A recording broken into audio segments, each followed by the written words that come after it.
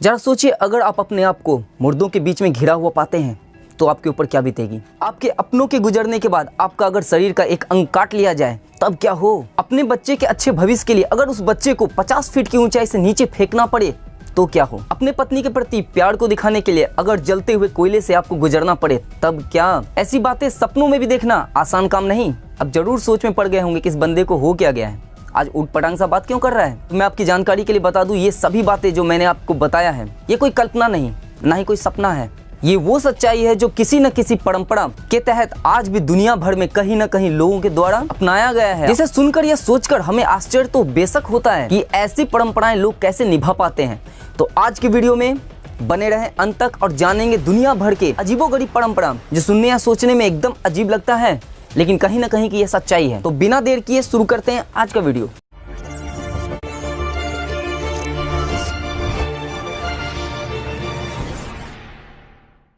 सभी को मेरा नमस्कार, मैं हूं संजीत कुमार गिरी और आप देख रहे हैं मेरा चैनल जरा सोचो ऐसा क्यों। आज मैं लेकर आया हूं दुनिया भर से कुछ अजीबोगरीब परंपराएं, वियर्ड ट्रेडिशंस जो हमारे सोच के परे हैं परंतु आज भी उन्हें लोगों ने अपनाया है और अपनी जिंदगी का एक हिस्सा बना रखा है। तो चलते हैं इंडोनेशिया तोराजा लोगों के बीच। उनकी यह परंपरा है, लोग मुर्दों को उनके ताबूत से बाहर निकालते हैं, उनकी साफ सफाई करते हैं, उनको नया वस्त्र पहनाते हैं, परिधान पहनाते हैं और अपने पूरे गांव में उसकी सैर कराते हैं। सबसे अजीब बात तो ये सोचने में लगता है कि कितना भी पुराना सब हो उनके प्रियजनों का, वो उनको साफ सफाई कर फिर से नए वस्त्र पहनाते हैं और उनके साफ सफाई का विशेष ध्यान रखा जाता है। उनका यह मानना भी है कि इस प्रकार वो अपने प्रियजनों से बराबर मिलते रहते हैं और उनके बुजुर्ग भी इस प्रकार उनके घर वापस आते हैं। क्या आप और हम ऐसा कुछ कर पाएंगे अपने प्रियजनों के साथ? जरा सोच के देखिए। चलते हैं उत्तरी ध्रुव की तरफ और वहाँ के एस्किमो लोगों को कौन नहीं जानता। उनके जीवनचर्या और उनका जीवन काल बहुत ही संघर्षपूर्ण होता है। उनको कड़क ठंडे का सामना करना पड़ता है लेकिन वे लोग बहुत स्वावलंबी होते हैं। इसलिए उनकी एक परंपरा है कि जब कोई बूढ़ा हो जाता है या फिर मृत्यु के नज़दीक होता है तो एक बड़े से बर्फ के सिल पर उन्हें बैठाकर रवाना कर देते हैं, यह दर्शाते हुए कि बुजुर्ग या बूढ़े लोग उनके लिए कोई बोझ नहीं है और उनकी विदाई भी बहुत सम्मानपूर्वक की गई है। क्या हम अपने बुजुर्गों के साथ ऐसा कर पाएंगे या कर पाते हैं? शायद नहीं। अमेजन के घने जंगलों के बीच वेनेजुएला और ब्राज़ील यानोमामी जनजाति के लोग रहते हैं। इनके बारे में सबसे अजीब बात आपको यह सुनकर लगेगा कि इनके घर में जब कोई प्रियजन गुजर जाते हैं, उनकी मृत्यु हो जाती है तो वो उनको भोजन के रूप में ग्रहण करते हैं। है ना सच में विचित्र बात।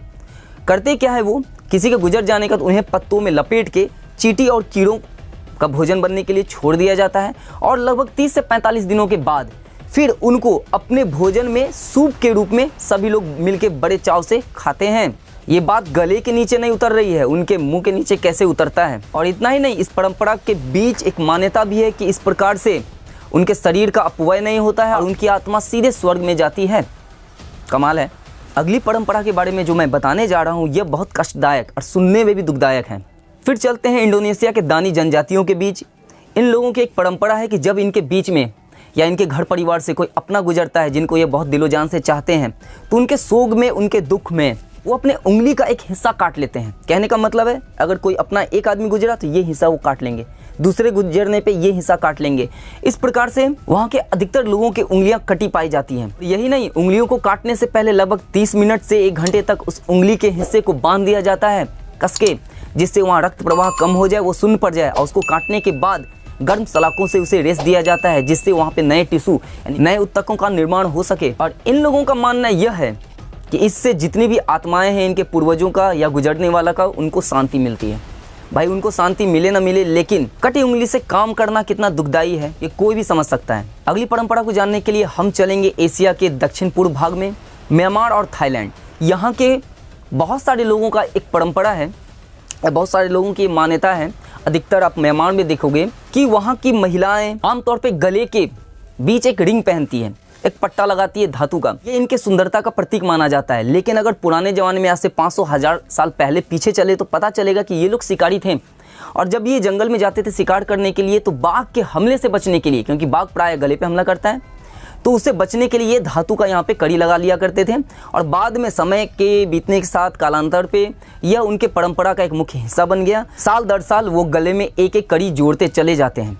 तो अब चलते हैं चीन, अपने पड़ोसी देश, और वहाँ का एक परंपरा ये है कि शादी के बाद नया जोड़ा जो होता है वो अपने घर में प्रवेश करने से पहले पति अपनी पत्नी को पीठ पर लेके जलते हुए कोयलों के बीच से जाता है और इसके पीछे की ये मान्यता है कि ये करने से प्राकृतिक आपदाओं से और दुखों से की सुरक्षा होती है। और अंत में पूरा दुनिया घूमने के बाद चलिए पहुंचते हैं अपने देश भारत में। अब भारत के एक राज्य कर्नाटका में, कर्नाटक के श्री संतेश्वर मंदिर की एक परंपरा है कि वहां नवजात बच्चों को 50 फीट की ऊंचाई से नीचे फेंक दिया जाता है। उस बच्चे को पकड़ने के लिए नीचे में उनके माता पिता तैयार रहते हैं। मान्यता यह है कि जिस दंपत्ति ने संतान प्राप्ति के लिए इस मंदिर में मन्नत मांगी है, संतान होने के बाद उस बच्चे को उस मंदिर के 50 फीट की ऊंचाई से नीचे फेंका जाता है, जिसे उसके माता पिता या परिवार के गण एक बड़े से कपड़े में थाम लिया करते हैं। आज मैंने जितनी भी परंपराओं को आपके सामने रखा है, इनमें सबसे अच्छा परंपरा तो मुझे ये मंदिर पर से बच्चों को फेंकने वाला लगा, लेकिन ये परंपरा में थोड़ा सा परिवर्तन कर दिया जाए तो मज़ा आ जाए। मंदिर से बच्चों को न फेंक कर हमारे देश के जो भ्रष्ट लोग हैं उन्हें फेंका जाए और नीचे कोई कैच करने वाला भी ना हो, तो सोचिए कितना अच्छा लगेगा। तो चलिए आज का वीडियो मैं यहीं समाप्त करता हूँ। उम्मीद करता हूँ कि आपको वीडियो अच्छा लगा हो। नए हैं चैनल पे तो चैनल को सब्सक्राइब करें और इसी प्रकार की वीडियो पाते रहने के लिए नोटिफिकेशन बेल को दबा दें।